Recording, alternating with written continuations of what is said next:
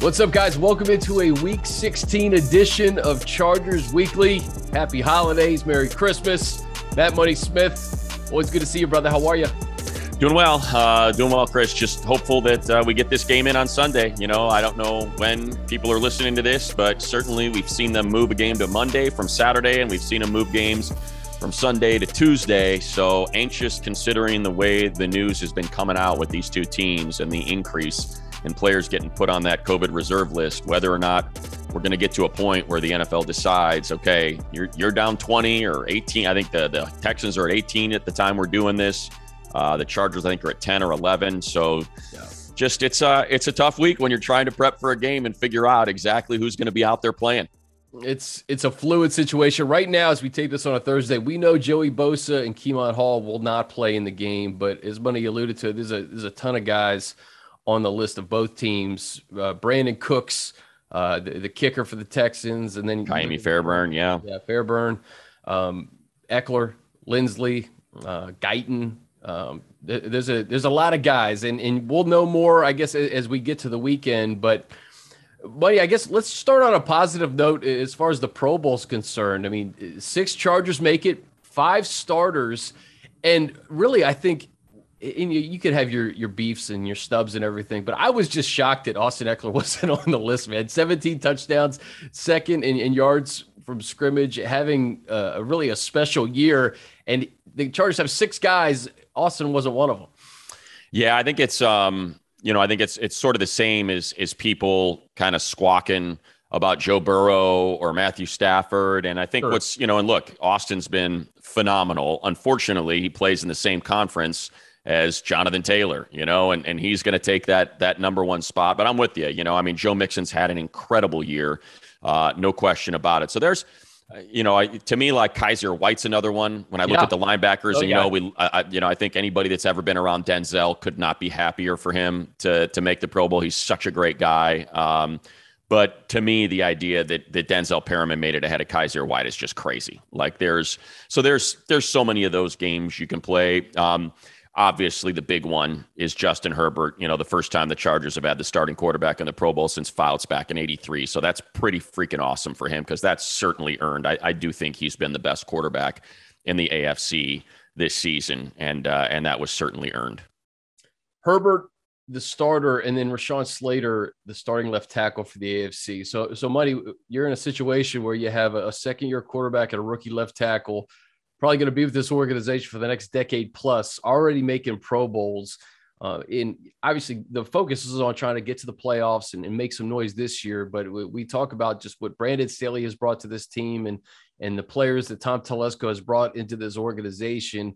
Future is bright for this Chargers squad. And I have to mention this, Keenan Allen, since the Chargers moved up to L.A., Keenan Allen's been a Pro Bowler. 2017, 18, 19, 20, and 21. That consistency and availability, as he says, certainly there for Keenan. Yeah, and I think you said it, Chris. Our hope is that none of these guys end up playing in the Pro Bowl. That's what you want. You want them to get the nod, get your bonus, and then don't play because you're in the Super Bowl. And that's certainly something that we're hopeful. But I think it speaks to, something that we've been talking about for a while, and that's that this roster is good enough to win a Super Bowl. This team, this roster, where you have players at impact positions like left tackle, like edge and Joey Bosa, like defensive backfield, Derwin James, quarterback Justin Herbert, receiver Keenan Allen, and what's now become a supreme passing league. They've got enough. They've got enough. And they showed it out there with the Chiefs trading punches on Thursday night, the team that's the number 1 seed in the AFC.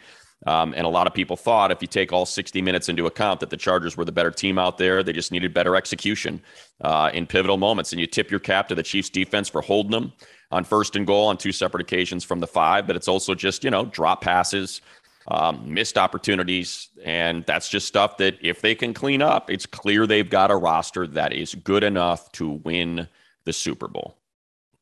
John McClain of the Houston Chronicle going to join us in a few minutes to break down this game on Sunday in Houston. John, a legend. Always love hearing from him. Yeah. But, Muddy, I haven't talked to you since that Chiefs game. It seems like it's been forever ago, but a lot was made of the fourth downs. And again, anybody's free to question any of the fourth down calls. But I think in the same breath, as I said this earlier, like there was a 3-game winning streak at the beginning of the year where the Chargers were 6 of 7 on fourth down. And had they not converted, they don't win those games.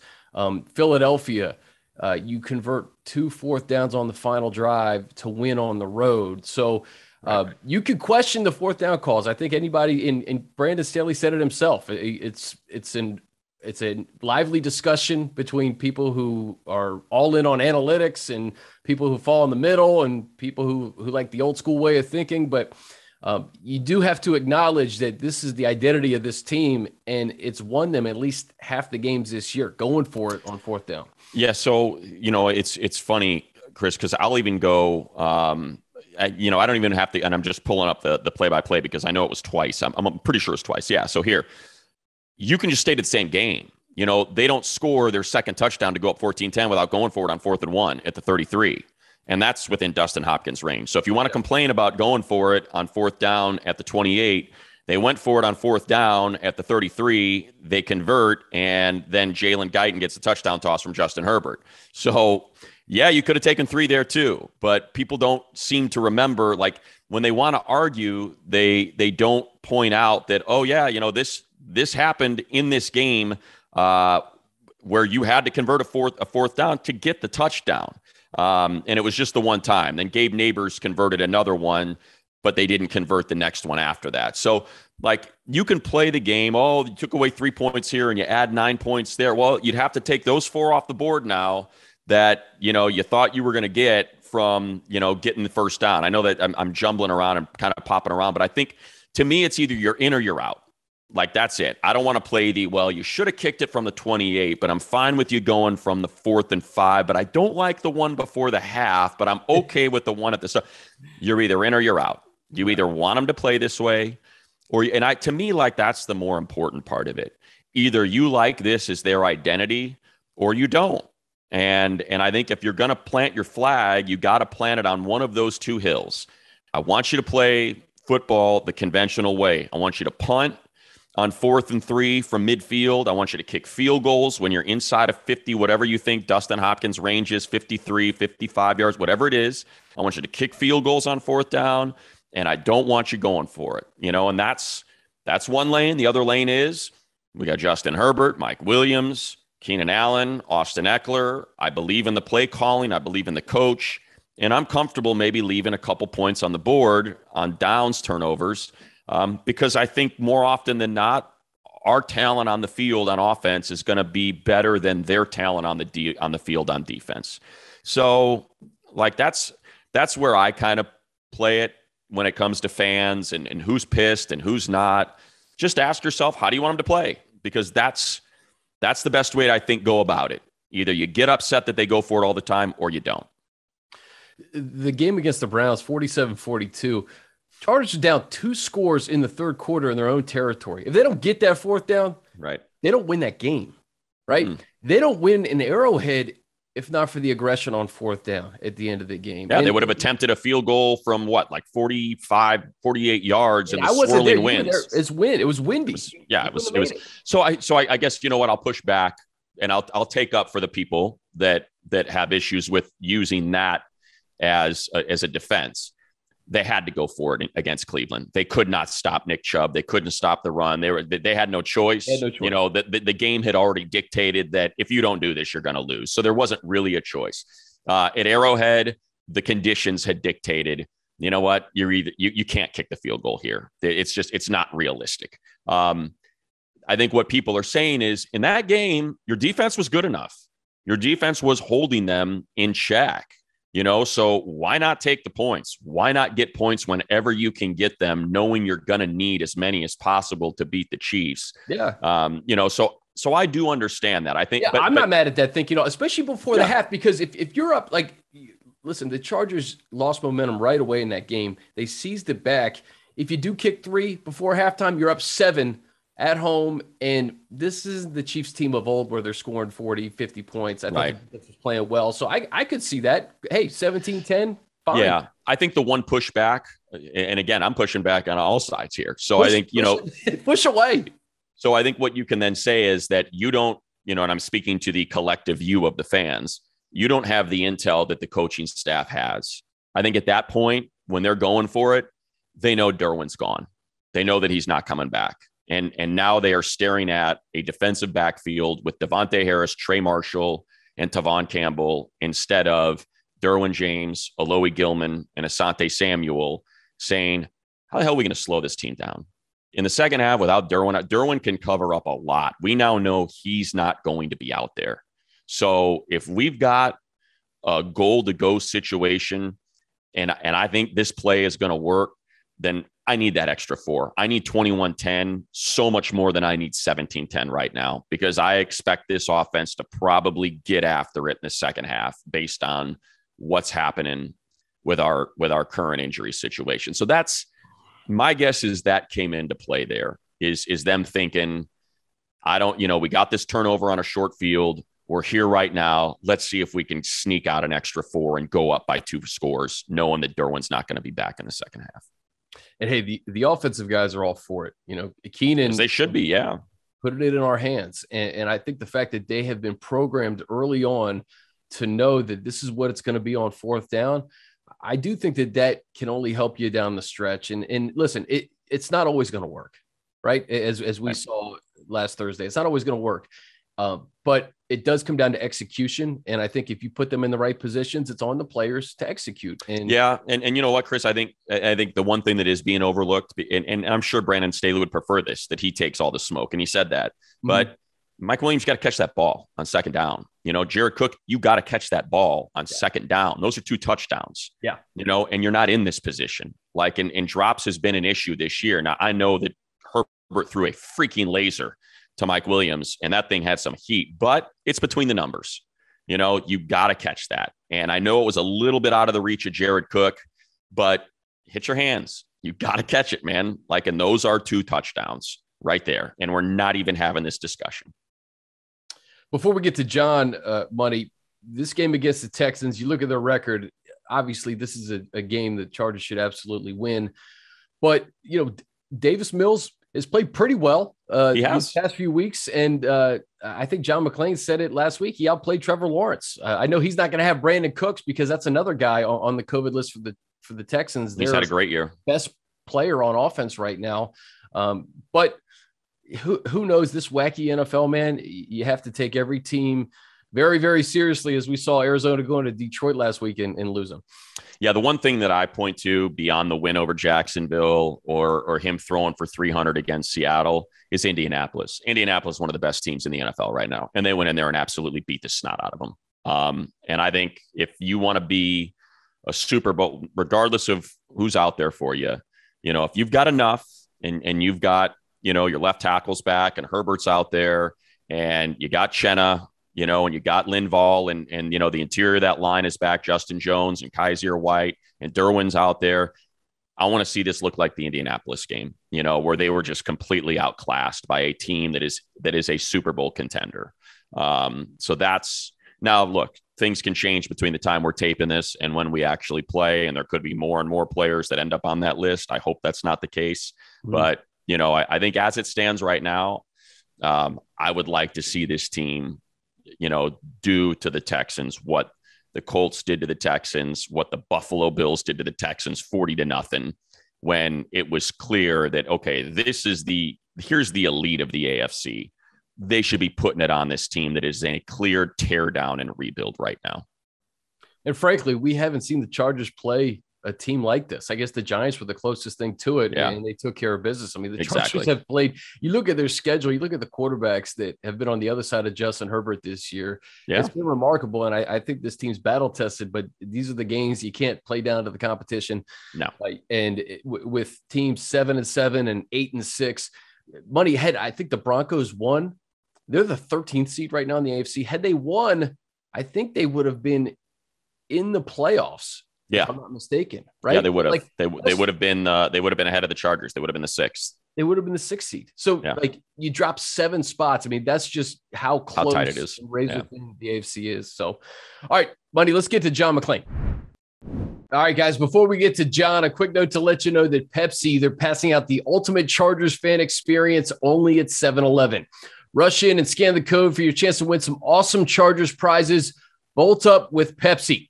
Must be 18 years or older. No purchase necessary. Sponsor is PepsiCo. For official rules, visit boltupla.com/7-Eleven.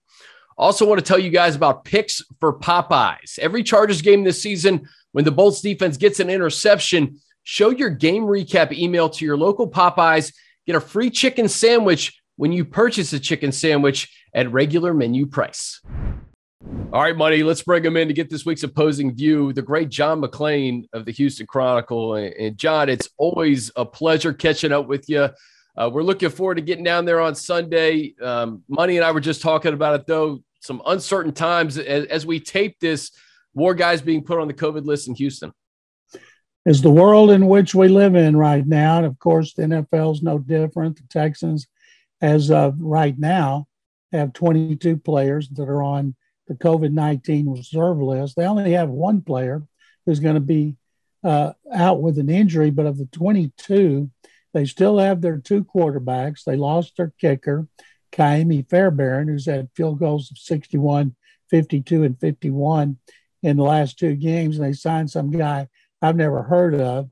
And, as in a situation like this, they'll be testing tomorrow. They'll be testing Saturday.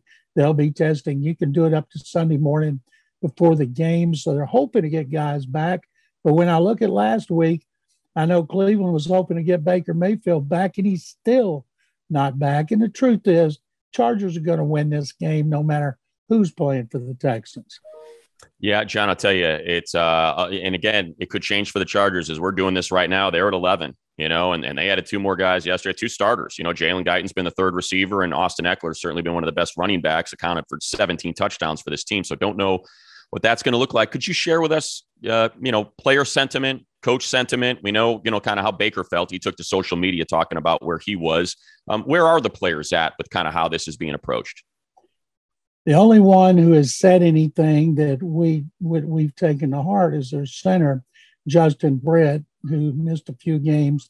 He's rehabbing from a knee injury that he was cut in Seattle after starting for 6 years, and he took off last year, and then he signed with the Texans in March. And what he asked, he said, we just want the league to be consistent with every team. Now, we were told yesterday by the NFL, the game will be played, of course, but there'd been no talk about postponing it. But I know last week, a couple of teams found out late, as that doesn't mean the Chargers couldn't find out before they get on the plane and fly here that it could be delayed a day or two. But I don't expect it to. The Texans can field a team. That's one reason that they have 16 players on the practice squad. They're signing up guys off the street like the Texans have done with their kicker. And the Texans are terrible. They've beaten Jacksonville twice, and then they won at Tennessee, which was their biggest win of the year. But we're talking about a Chargers team, number 2 in the wild card race right now, coming to Houston against a team that is last in offense, next to last in scoring, last in rushing, 31st in passing, and 32nd against the run. So they're bad across the board. And that's why I don't care who the Chargers have played. They got more talent. They got motivation. They're excited about the possibility under Brandon Staley of making a Super Bowl run. So people ask me every day, how bad do I think the Texans are going to get beat? Yesterday I said 15. I may change it to 20 once I know how many players are going to be playing for the Texans. Yeah. John, a glimmer of hope down in Houston, that connection of Davis Mills to Brandon Cooks, and of course, Brandon Cooks on the COVID list right now. But the way Davis Mills has played quarterback the last few weeks specifically has been encouraging. What have you seen? And do you think that this is a guy that they can build around? I've been writing about him almost every day because, let's be honest, people don't care anything here except quarterback.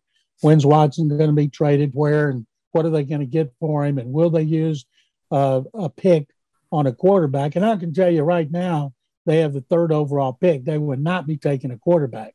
I see some people have them taking a quarterback in the 1st round. And no, that's not going to happen. Now, they don't say, but I know they're going to go with Mills next season. They're going to fill in around him. They have 9 draft choices. They have their first 2 picks for the first time in 3 years. They're going to have a little cap money, and they hope to trade Watson for multiple picks over 2 or 3 years, and they'd love to have a 1 and a 2 this year. So I think they will ride with Mills, give him a full season to see if he can be the guy. If not, worry about it in 2023 while you build around him. And right now, he's been second best rookie quarterback behind Mac Jones, and he was a 3rd-round pick. He started only 11 games at Stanford. Had he stayed in school, maybe he'd be a 1st-round pick, but they liked him. He had to play a lot sooner than they wanted him to play. Had to come in the 2nd game and start the 3rd game while Tyrod Taylor was injured. And then Tyrod came back, and he was, first of all, Tyrod was great in the first 6 quarters. And then when he came back from the hamstring injury, he wasn't the same quarterback. So they elevated Mills, which was smart. Everybody's been saying you need to see Mills. It doesn't matter what Tyrod Taylor does.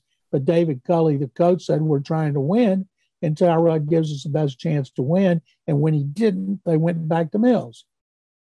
John, there's a lot of speculation. I guess I'll make this all-encompassing, right? So speculation about whether or not Culley's going to be back. Speculation about if this team is too torn down to the studs that any premier coach would even want this job if it came open. So maybe they have to keep Culley for another year. Like, just share with us big picture. What is the current state of the Texans? And is it as simple as Deshaun Watson decided he didn't want to play for this team anymore, and it just completely crumbled after that moment? The Texans have had 2 bad years in a row. Less than 2 years ago, they were winning a 4th division title in 5 years. They beat Buffalo in the wild card game, and they were leading the Chiefs 24-0 in Kansas City in the divisional round and went straight down the toilet. So they've had 2 bad years in a row. I don't think anybody would not want an NFL head coaching job for the McNair family, who's paid a lot of money. Last year, they paid more money on players in the team in the league, didn't get their bang for their buck. But I also don't think there's any way Culley's gone after 1 year. That would be grossly unfair if they stuck him with the league's worst roster. And Nick Caserio came in with a 6-year contract to tear it down to the studs and start over. Bill O'Brien did a good job coaching, not great, but good, 4 division titles in 5 years. But when he was named general manager, that's when it's been a catastrophe. Yeah. And Caserio has got 5 rookies, beginning with Mills in the 3rd round. All of them have contributed. All of them have flashed, which bodes well for Caserio having a full draft and maybe multiple number 1 picks and multiple high picks. So this is an attractive job, but I don't see Culley, who everybody likes and respects. Does he make mistakes on game days? Yes, he does. And he admits it. I've never seen a coach who'll admit it. Yeah, I'm trying to learn. I'll get better. I screwed it up. When we'd ask Bill O'Brien about his game mismanagement, he would fill us full of expletives and not give us a reasonable answer. So I can tell you this, if they fired Culley, people would come in here knowing they were still from the ground up, but they do have some talent on this team. They've developed some players. So if they get the quarterback, whether it's Mills or somebody else in place, I could see them being competitive in 2023. John, throughout your Hall of Fame career, you've seen a lot of great quarterbacks. I'm just curious, your thoughts from afar, Justin Herbert, the starter in the AFC this year, and really tying in the fact that Pep Hamilton is down in Houston and what he's done with Davis Mills. And, of course, Pep really kind of helped Justin along his rookie year. I wrote a column about that today and his influence on Herbert and now Mills and what he does well for those guys. And David Culley said, I had a lot of respect for Pep, going back to what he did with Andrew Luck. He coached Luck at Stanford, and then he coached him with the Colts till he got fired. And I remember watching, I've watched every episode of Hard Knocks since it first came on. I'm always fascinated by it. So I watched all the episodes last year and everybody talking about Herbert's hair and his headband and all that stuff. And saw how devoted everybody was to Tyrod Taylor, including Anthony Lynn. But, hey, he had that freak injury, and Herbert stepped in, and he should have stayed there, and he was great. I mean, that success he had as a rookie is not unprecedented. Russell Wilson was good as a rookie. Andrew Luck was good as a rookie, but boy, they are few and far between. And I'll tell you guys a story about Herbert. A good friend of mine who used to be the Astros director of media relations and an assistant with the Titans, Jimmy Stanton, is a front office guy with the Oregon Ducks. And he started telling me about Herbert as a sophomore. And then as a junior, everybody's saying, oh, this kid's coming out. He said, let me tell you, he's not coming out. He likes it here, and his brother's coming here, and they want to play together, and he knows he'd be a better player. And so I asked him then, I said, well, what about all these people say because he's not vocal, he's not a good leader? And he laughed, and he said, let me tell you what kind of leader he is. And so I fell in love with Justin Herbert at that time, and knowing what I knew, I was stunned that Miami took Tua Tagovailoa over him, and they may regret that forever. They did everything they could to get Watson before the trading deadline. But I hope the Chargers fans realize how fortunate they are to have that position solidified, for another 15 years. Yeah, I tell you, John, and, we were talking about it earlier before we brought you on. You got a second-year player who's starting the Pro Bowl at quarterback, and you got a first-year player that's starting the Pro Bowl at left tackle. You know how valuable those left tackles are considering what the Texans gave up. And I understood the move at the time for Laramie Tunsil to try to protect your franchise quarterback. And now they have two guys, one a second year, one a first year. As we kind of look on in this spot, we're hopeful. The Chargers are in the playoff picture right now. We believe they're going to stay there and end up getting in this tournament. As someone who's seen two of the teams that look like they're going to be in there as well, the Colts and the Titans, what do you make of what you saw, specifically the Colts, who look like they might be the hottest team in football right now? You just saw them a couple weeks ago. Until they beat the Patriots, they hadn't beaten a lot of winning teams. And in every game they've won, Jonathan Taylor's had 100 yards. In every game they've lost, he has not. So common sense is you got to contain Taylor for fewer than 100 yards. And the Patriots were doing it. And the Patriots were on the verge of a comeback. And then he had a 67-yard touchdown run. Titans, when I saw them, they suffered the indignity of losing to the Texans, looking bad and doing it at home. But I feel for them when you lose Derrick Henry and you lose your best receiver, A.J. Brown, and Julio Jones doesn't do squat after that trade. He's hurt all the time.